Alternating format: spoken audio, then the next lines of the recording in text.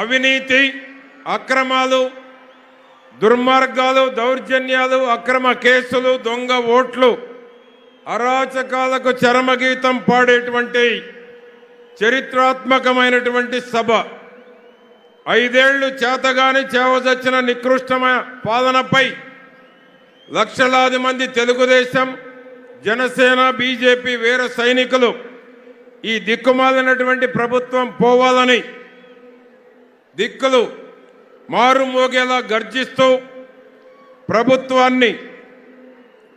గర్జిస్తూ ప్రజాగళాన్ని సూటిగా, ఘాటుగా, వాడిగా, వేడిగా వినిపిస్తున్న అరుదైన అద్భుతమైనటువంటి సభ ఇది. ఈ సభకు 2 ప్రత్యేకతలు ఉన్నాయి. ఒకటి, 2014లో ఎన్డీఏ కూటమి గుంటూరులో సభ జరిగింది. ఎందుకంటే సెంటిమెంట్గా కూడా చెప్తా ఉన్నాను, గుంటూరుకు ఉన్నటువంటి సెంటిమెంట్.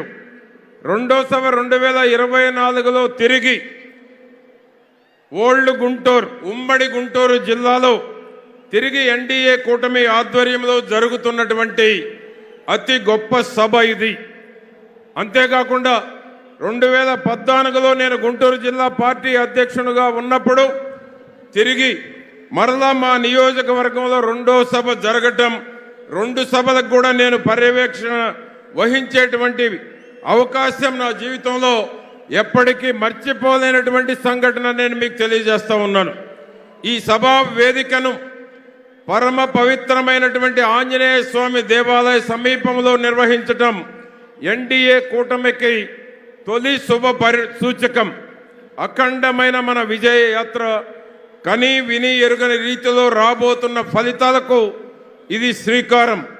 మహాకూటమి మాన్యులు మన దేశ ప్రధాని ధర్మరాజు అయితే తెలుగువారి ఆత్మవిశ్వాసాన్ని ప్రపంచ నలుమూల చాటి చెప్పినట్టు మన ప్రియతమ నేత, సమర్థుడైన సంక్షోభ నివారణను ప్రపంచంలో ఏ నాయకుడు చేయని విధంగా పరిష్కరించే గొప్ప పరిపాలనా దక్షుడు చంద్రబాబు నాయుడు గారు శ్రీకృష్ణుడైతే, తెలుగు చలనచిత్ర రంగంలో పవర్ స్టార్ కోట్లాది అభిమానుల ఆరాధ్య దైవమైన గొప్ప నటుడు జనసేన సారథి శ్రీ పవన్ కళ్యాణ్ అర్జునుడు. ఈ ముగ్గురి అపురూపమైనటువంటి కలయిక తిరుగులేని విజయానికి జయభేరి.